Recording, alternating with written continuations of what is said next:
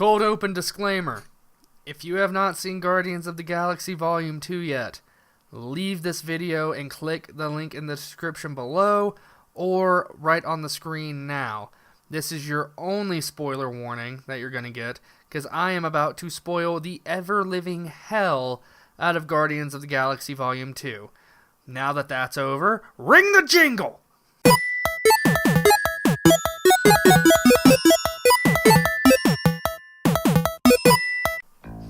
Welcome back! I'm glad that you went to go see the movie. Did you like it? Did you enjoy it? Did you have a good time? Was Chris Pratt sexy? Of course he was. He's Chris Pratt. My wife wants to leave me for him. I wish that was a joke. Anyway, let's talk spoilers. Okay, I gotta think of things that work and things that don't work. Things that absolutely work. Every single Easter egg. Every Easter egg that is in this movie is amazing. Howard the Duck returns, and God, I thought that was funny, having him in like a strip club, like courtesan type area. It just felt funny to me. Sylvester Stallone is Starhawk, of all things. If you're not a comic book fan, he's essentially one of the original members of the Guardians of the Galaxy. Now, the original story of the Guardians of the Galaxy takes place in the 30th century, and they have a team of very super advanced aliens. And Yondu's actually one of those guys in the comics. So in the movie, Yondu is part of a Ravager squad, a captain of it, and Sylvester Stallone, Starhawk, is the leader of another. And it turns out at the end of the movie that every captain of a Ravager team, or at least the elites, are all the original Guardians team from the comics. So I thought that was an amazing nod, and I actually fully enjoyed seeing that, especially Ving Rhames. Come on, Ving Rhames is awesome. So that's the first Easter egg, big Easter egg I had to explain, because I loved that so much, especially having the Sorcerer Supreme from the 30th century in there giving thumbs up magic symbols. Like, that was cool. And if he makes an appearance in if he makes an appearance in Avengers and just teaches Doctor Strange, hey, don't be a wimp, here's how you do this. Cool. I'm good with it. Let it happen. Now, there was a lot of speculation, what with Stan Lee being not in the best shape, and being, I think, sick for his cameo in this movie. It is, without a doubt, the best cameo for a Marvel comic fan. The best one as a Marvel comic fan. And it's because it confirms, at least partly, a theory that we all thought was a thing for a while. And that is that Stan Lee is involved with the Watchers. Now, if you don't know what the Watchers are, the Watchers in Marvel are just that. They watch. They are not allowed to interfere at all, despite them interfering all the time with the events of everything in the Marvel Universe. They're allowed to watch and partake. They're basically gaining knowledge on everything, like it's a really weird, hyper reality TV show. And Stan Lee is apparently an informant for these guys. And he has the power to take over any position that he needs, like a Federal Express guy, for instance, for Tony Stank. So I think that was amazing that they brought in. I think that was Uatu in there that he was talking to, which was just absolutely hilarious. There are more Easter eggs spread out, way too many to talk about. But let's talk about the actual story. Let's talk about the story now that we got Easter eggs out of the way. The things that work. Pretty much everything about Star-Lord and Ego works, I think. The whole thing of being from a broken home myself, having a dad just immediately kind of come in and be like, I'm here. Hi, how are you? I'm your dad. Let's talk. Let's hang out. Let's have a brewski. I gotta take a whiz. That's pretty much par for the course. But the way they handle it, with Gamora being really suspicious, but not really at first, she says go. And actually, it's kind of weird. The tables flip really hard between these two, because Star-Lord is extremely suspicious of Ego when they first meet him. And Gamora's like, this is your chance to meet your father if it is him. You need to go. And then when they finally get there and she's not liking it too much, the tables have turned to where she's like, I'm very suspicious of this. And he goes, why can't you let me have this if he is my dad? So I think that's a brilliant role reversal that was done, because now the tables have turned to where the natural strong-hearted and kind of bitchy Gamora is the same that she's always been, but before then she showed genuine compassion to try to get him to meet his father if Ego was, and he is. So what also works about the relationship? Gamora and Nebula. Their relationship works, but it kind of ends abruptly. Like the fighting between them. I don't think that works too well. I mean, Gamora is almost blown to smithereens and shredded into chunky salsa on Ego's planet. And after, she technically loses in combat to Nebula, now all of a sudden they're fine. That's the one part that I don't get. It just happened a little too hard. Although the mental breakdown of Nebula does sort of help the scene. I'll admit that, it does. So, what else doesn't really work? Not much of anything, actually. Actually, the drastic turn and explanation for Kurt Russell is kind of weird. Ego pretty much immediately, at one point, just says, I need to show you something. Says that he's a Celestial, which was huge, by the way, for Marvel fans. Because if Ego is a Celestial, at least in the MCU, that means there are others like him with that type of godlike power. And since we already had the staff of the Living Tribunal in Doctor Strange, that means we just might get more Celestials for the Avengers movies in the future, probably to punish Thanos for being a dumbass. So, the fact that he just comes in and says, alright, here's the deal. I think the world is dull with all forms of life. All of it.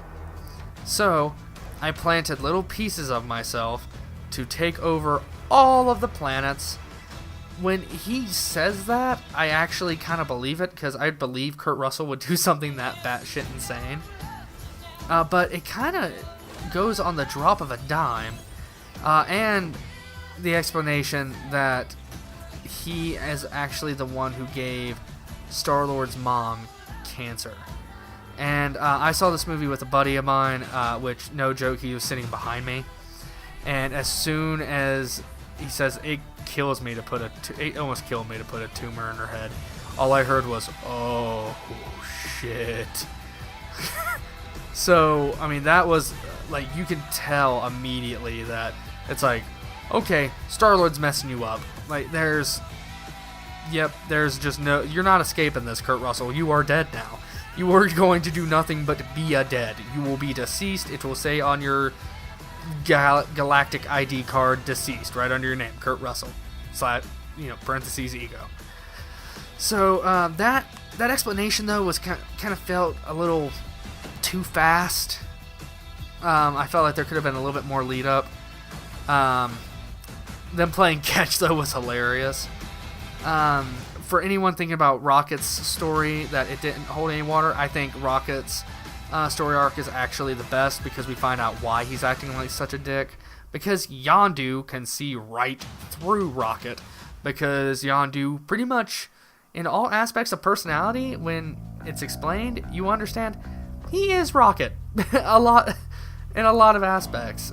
So that was fun. The mutiny scene, by the way, with Yondu, I think was done terrifically, especially with Taserface. What a dumbass name. That's so bad. That whole mutiny scene, I think, was done fantastically. But stop killing Tommy Flanagan in movies, please. Tommy Flanagan is cool, damn it. Hire Sean Bean if you wanted someone to die in your movie. Don't kill Tommy Flanagan, you bastards. So, Sean Gunn is also in this movie, as he was also in Belko Experiment earlier in the year. Which, don't go see Belko Experiment. Just don't. It's not worth it. It would be more worth it if it was shot like a dark comedy, but it was not, so meh. Sean Gunn is back in the movie, though, and that's pretty much a staple of every James Gunn movie. His brother Sean has to be in it, and so does Michael Rooker, who plays Yondu. So, I just talked about Tommy Flanagan getting killed, but Yondu dies, of all people. Michael Rooker couldn't catch a break this year either. Stop killing Michael Rooker in things. First The Walking Dead, then Belko Experiment because of a dumb dent in his head, and now probably one of the most touching and heart-gripping deaths of all time, at least to me, with Yondu. His dialogue in this movie actually made me tear up a few times because with the southern accent, it doesn't help that I'm from the South, and I really understand, how he talks sometimes and his mannerisms. The line, he may be your father, boy, but he ain't your daddy, that had me getting teary-eyed, because I've heard that before, again, being from a broken home, so that really hit me. Now, as far as other spoilers go, I'm not sure what else to really talk about. The Sovereign liking arcade games seems funny to me, but now I'm just going to talk about the post-credit scenes and my thoughts on them. Now, Sean Gunn learning how to use the arrow is hilarious to me. I think if they do another Guardians movie, or if they bring him in to somewhere else, he will absolutely rock that thing, and it's going to be awesome. The Teen Groot scene, if he's still a teenager by the time of the Avengers, like the new Avengers, oh, dude, that's going to be so funny. Just having an angsty teen just whipping Chitauri or other alien races in the face, oh, that's going to be hilarious. The best of these post-credit scenes, though, is actually first the original comic Guardians team with Sylvester Stallone. But the second one is the reveal of Adam Warlock. We are getting Adam Warlock in the MCU.